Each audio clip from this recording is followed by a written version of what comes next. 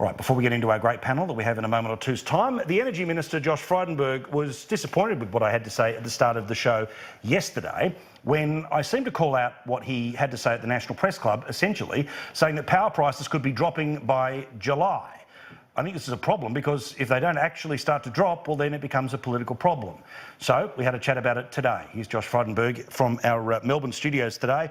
And I simply said, well, when do we start to see power prices fall after July?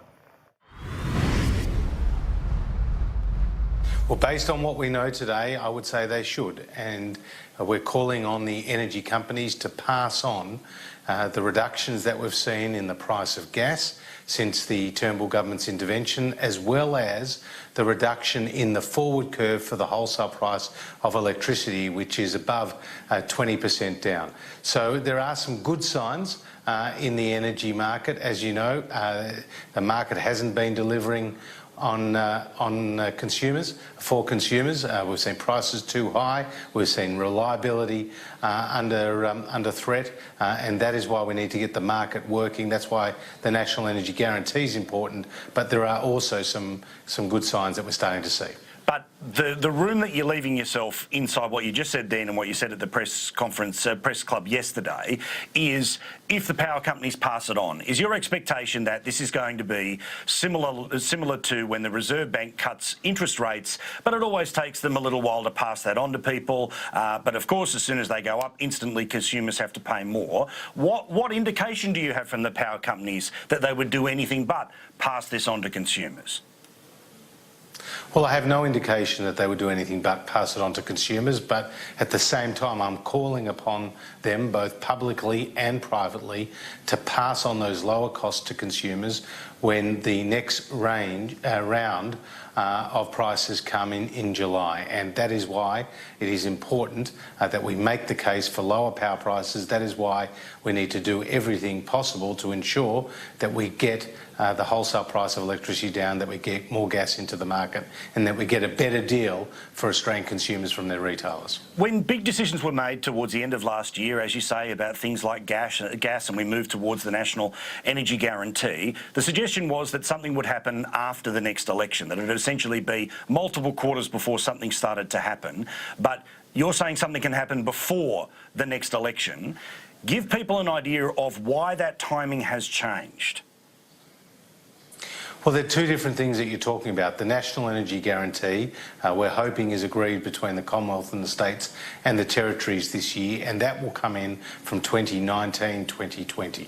In terms of the immediate impacts that we've seen in the market, they're as a result of our intervention with the gas companies that has seen more than 70 petajoules of gas come into the domestic market, which would have otherwise gone for overseas. Now, to put that in perspective for your viewers, Paul, 1 petajoule of gas is enough to keep Wollongong or Warrnambool going for a whole year. So an extra 70 petajoules of gas into the domestic market is very significant. We've also seen more construction of generation come on board, and that's been overwhelmingly renewables, but we've also seen more gas generators that were previously mothballed come online. That's putting less pressure on the wholesale price, and we're already starting to see that in the forward curve. So I would expect that the companies pass that on, and I do point out that both Alinta and Powershop decreased their prices earlier this year.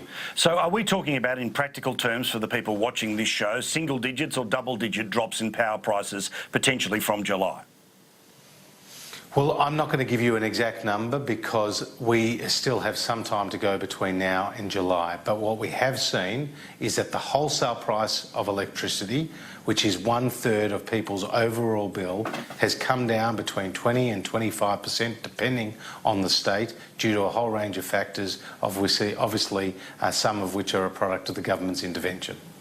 So, put simply, I mean, the concern that I have here, because look, I like you, I hope that you can get the job done here, but my concern is that any time there's any time expectation about a drop in price, if it's not passed on, then sure, the power companies may be the people responsible, but when the government is trying to set the policy, trying to get deals done and trying to understand that, you know, we can't vote power companies out of power, but we can obviously make a choice on a government.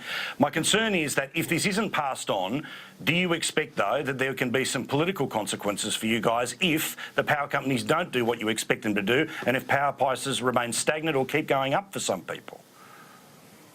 Well, you'll always pay more for your power under Labor, and the reason why that is because they've got these recklessly high renewable energy targets and emission reduction targets.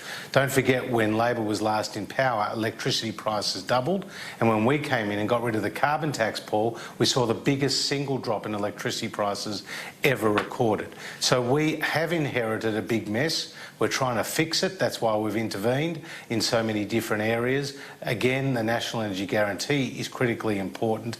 And the other thing that you won't hear from our side of the political fence is you won't hear us demonise coal. Because if we were going to get prices down and we're going to keep the lights on, then fossil fuels will continue to play a critical role in our energy mix, and that means coal and gas. All right, Josh Frydenberg, thank you so much for talking to us. And for those that often like to have a bit of a shot, you're one of us, you're trying to get the right thing done, and more strength to your arm. All the best. Thanks very much, Paul. Bye-bye.